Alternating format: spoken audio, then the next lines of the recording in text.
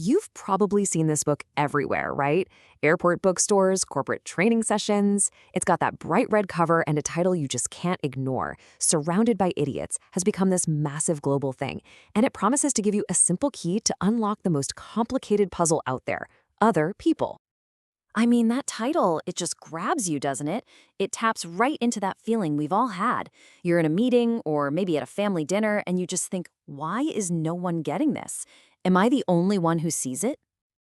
But here's the thing. The author, Thomas Erikson, immediately pulls a switcheroo.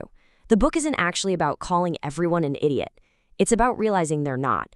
It's a system designed to help you figure out why people act so differently than you do. So here's how we're going to break this down. First, we'll look at the promise of this four-color system. Then, we'll dive into why a lot of scientists are pushing back, hard. We'll also get into why we are so fascinated by these labels anyway. And finally, we'll tackle the big one. Is this a genuinely helpful tool, or just a way to shove people into boxes? The biggest reason this book took off is its simplicity. It promises one easy-to-understand system to solve the never-ending puzzle of how people work. Kind of like a secret decoder ring for your coworkers. So here's the core idea. You can sort pretty much all human behavior into one of four buckets, and each one gets a color: red, yellow, green, or blue. The book says if you can just understand the colors, you can understand everyone. All right, so what's the deal with these colors? Well, it turns out the system isn't exactly new. It's actually a super simplified, color-coded take on a much older psychological model. Let's take a look. It all comes from something called the DISC model, which goes way back to the work of a psychologist named William Moulton Marston in the 1920s. He came up with four main behavioral traits: dominance, influence, stability, and compliance. The book just gives them catchier color labels. So your reds are the ambitious, decisive leader types, but they can come off as a bit controlling or impatient. The yellows are the life of the party: social, creative, optimistic, but you might see them as unfocused or maybe not the best listeners. Greens are your calm, super reliable team players, but they can seem allergic to change. And finally, the blues are the analytical, detail-oriented thinkers who can sometimes be seen as cold or perfectionistic. And this is where you can really see the friction happen in the workplace, right? A red manager just wants to hit the deadline, let's go, go, go. But they've got a green on their team who wants to slow down and make sure everyone feels good about the plan. To the red, the green is a roadblock. To the green, the red is a steamroller. It's like they're running on totally different operating systems. Okay, so that's the pitch. It's neat, it's tidy, and it kind of feels right.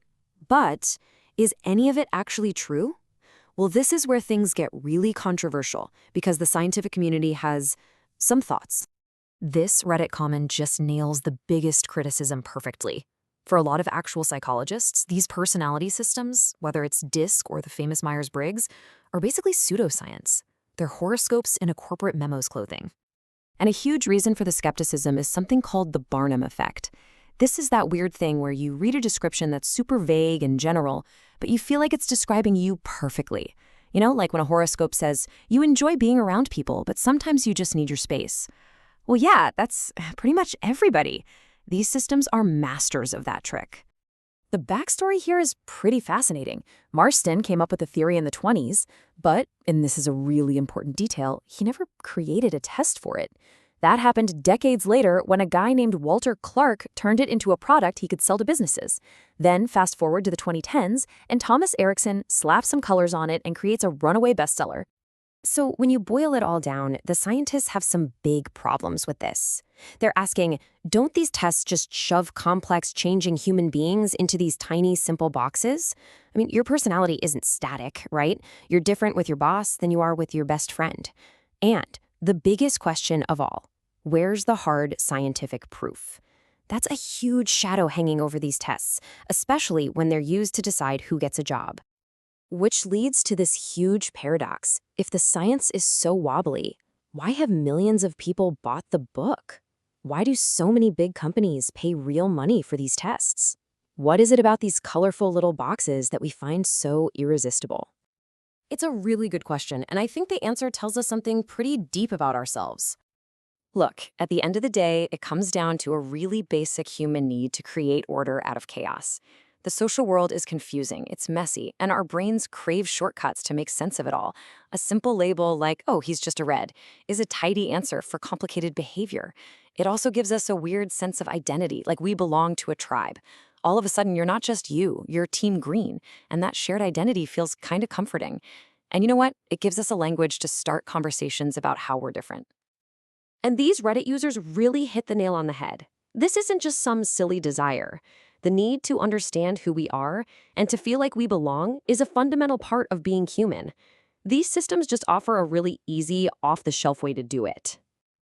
Okay, so let's get practical. What happens when you take this scientifically shaky but super appealing tool and drop it into the one place it's used the most?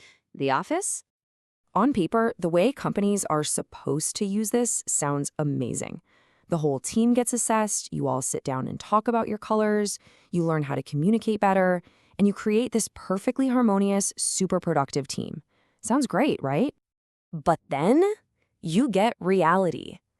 This person's story is just a perfect and honestly kind of hilarious example of how these things can go completely off the rails. You have a highly educated person who can't pass a personality test to get a part-time retail job. It just shows you how a tool that's meant for insight can turn into this bizarre, nonsensical barrier. And that really brings us to the two sides of the coin here, doesn't it?